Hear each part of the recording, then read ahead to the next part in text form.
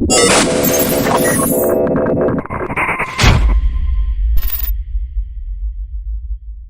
were in a match with Beulah Mcgillicutty. Oh, I beat her ass. Let me see. I got a picture somewhere.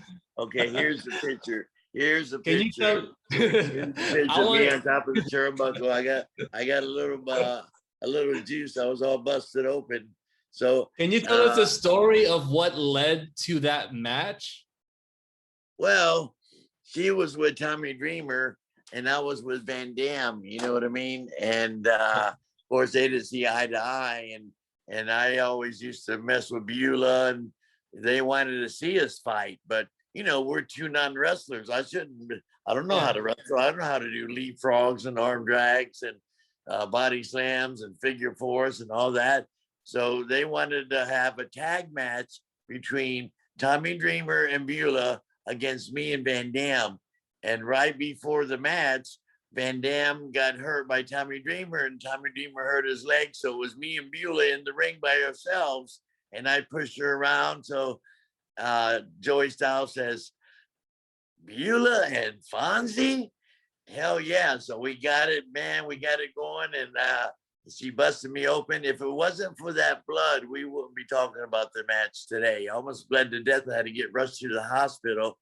I almost died. That was a lot of blood.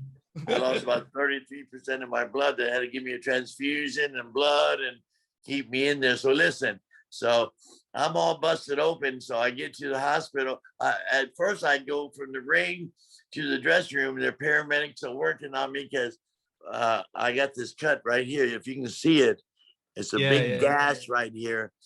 And it was bleeding so bad that they couldn't stop the blood. So finally they put a piece of cold steel on my head and they taped me all up and it stopped the blood somewhat.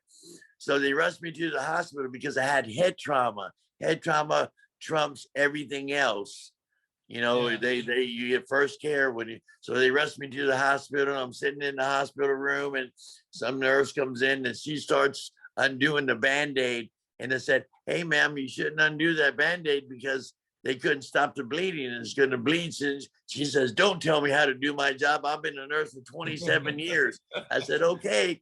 So as soon as she took the Band-Aid off and that piece of cold steel fell off, blood shot all over her face, all over her outfit. Everything. It was shooting out like a water faucet. And she was pissed. So then she hit a button and here comes all the doctors and nurses to work on me. And I was passing out and they were holding my feet up and they bring those, you know, those jumper cables that they bring in to start your heart with or whatever they are, the defibrillator or whatever it is. They brought those in. I said, hey, what are you bringing those in for? And they said, just in case, just in case. I said, well, please take care of me. So they finally stopped the blood and they stitched me up inside and out pretty damn good. And they got me going. They want to admit me in the hospital. And I said, no, I got a flight to catch in the morning. I'm not going to see it. So I had to sign a release for them to let me out of the hospital so they will be responsible.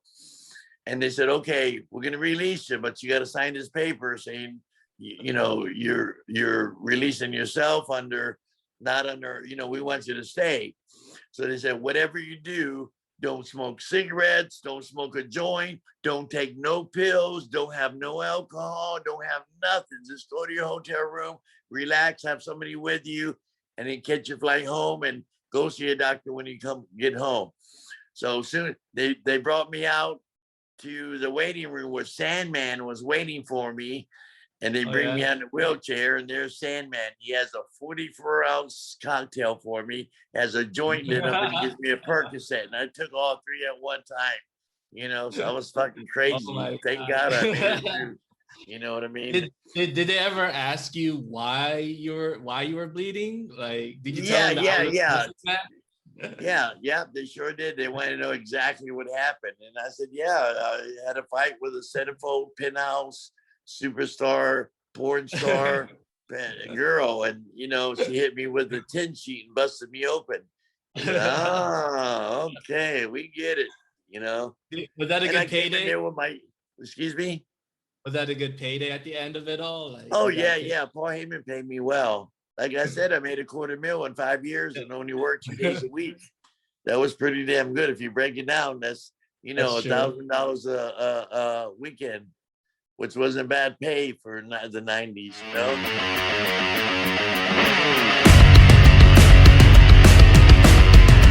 Hey, it's the hardcore legend Mick Foley, and you are watching Xtreme Virtual Pro Wrestling. Have a nice day. Xtreme.